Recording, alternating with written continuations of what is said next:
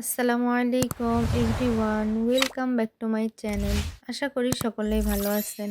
আলহামদুলিল্লাহ, আমিও ভালো আছি।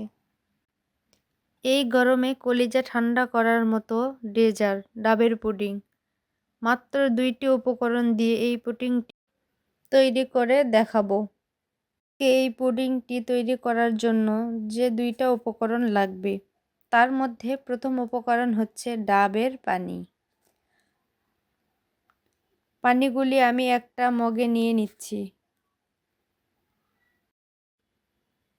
অবশ্যই পানিটিকে ছেঁকে নিতে হবে।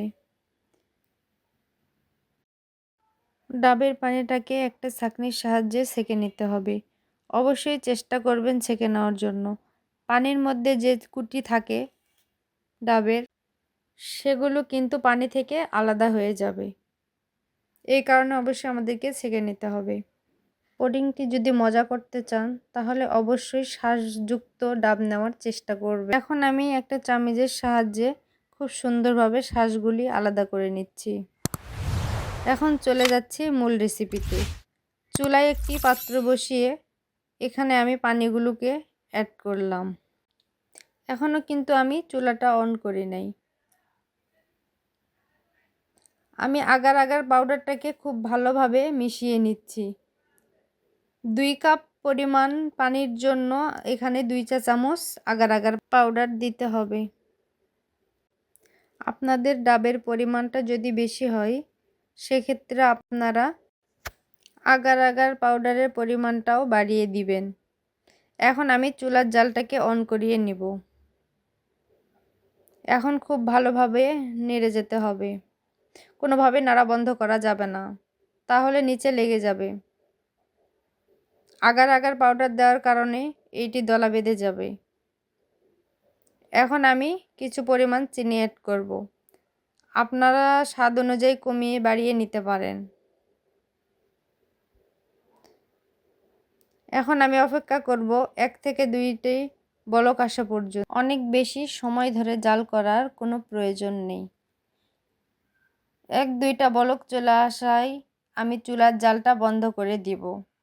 চুলা থেকে নামানোর সঙ্গে সঙ্গে আমি গরম থাকা অবস্থায় যে পাত্রের পুডিংটা সেট করব, সে পাত্রতেই ঢেলে নেব। এখন আমি চুলার জালটাকে বন্ধ করে দিব। দেখতেই পাচ্ছেন খুব সুন্দরভাবে বলক এসেছে। আর বেশিক্ষণ জাল করার কোনো প্রয়োজন নেই। মতো অবস্থায় আপনারা নামিয়ে নেবেন। আর হ্যাঁ, নামানোর আগে আপনারা যে মোল্ডে সেট করবেন, সেই মোল্ডটি রেডি রাখতে হবে। এইটা কোনোভাবে ঠান্ডা করা যাবে না। যতটা ঠান্ডা হবে তত জমে যাবে। এজন্য চুলার জালটা বন্ধ করার সঙ্গে সঙ্গে এইটি আমি একটা পাত্রের মধ্যে ঢেলে নেব। আমি একটি পুডিং বানানোর মোল্ড আগে থেকে রেডি করে রেখেছি। দেখতেই পাচ্ছেন আমি এখানে ঢেলে নিচ্ছি।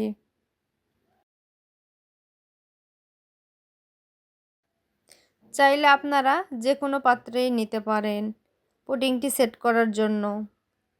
এখন আমি আস্তে আস্তে শাঁসগুলো দিয়ে নেব। চামচ দিয়ে ছড়িয়ে দিচ্ছি, যাতে করে এক জায়গায় না জমে। তা না হলে কিন্তু এক পাশে বেশি আরেক পাশে কম থাকবে। সম্পূর্ণ পানি ও শাঁসগুলো দিয়ে দেওয়ার পর আমি নর্মালভাবে রেখে দিব কিছুক্ষণের জন্য। এরপর আমি নর্মাল ফ্রিজে রেখে দিব 30 মিনিটের জন্য। 30 মিনিট পর আমি আবার ফিরে আসলাম। দেখতেই পাচ্ছেন মাশাআল্লাহ খুব সুন্দরভাবে সেট হয়েছে। এখন আমি একটি ছুরির সাহায্যে চারপাশ থেকে সরিয়ে নিচ্ছি, তাহলে মোল্ড করতে সুবিধা হয়। ডাবের পুডিংটা মোল্ড করার পর যে সাইডে বেশি শাঁস থাকবে, সেই সাইডটা উপরে উল্টিয়ে নিতে হবে।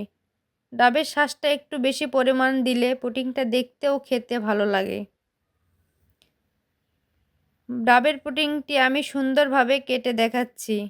দেখতেই পাচ্ছেন মাশাআল্লাহ খুব সুন্দরভাবে সেট হয়েছে। আমার কাছে মনে হয় পৃথিবীর সবচেয়ে সহজ আর হেলদি খাবার হচ্ছে ডাবের পুডিং। খাওয়ার সঙ্গে সঙ্গে মন প্রাণ ও কলিজা ঠান্ডা হয়ে যায়। অবশ্যই কিন্তু একবার চাইলে বাসায় ট্রাই করে দেখতে পারেন। আজকে আমার এই সহজ রেসিপিটি আপনাদের কাছে কেমন লেগেছে অবশ্যই জানাবেন। দেখা হবে আবার কোনো নতুন রেসিপি নিয়ে। সবাই ভালো থাকবেন। আল্লাহ হাফেজ।